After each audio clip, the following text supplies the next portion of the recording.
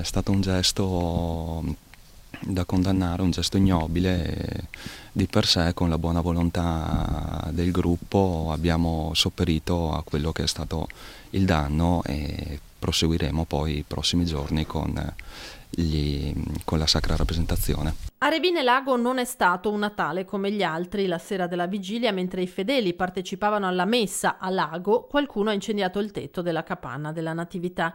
A terra ancora la bottiglietta di alcol. Non un presepe particolare, con risvolti interpretabili come politici. L'ipotesi è semmai quella di una ragazzata. Quello che è il pensiero sicuramente è stata una bravata e niente di più. Sul caso, che ha indignato l'intera comunità e non solo, stanno indagando i carabinieri. Un episodio analogo era peraltro già accaduto 25 anni fa.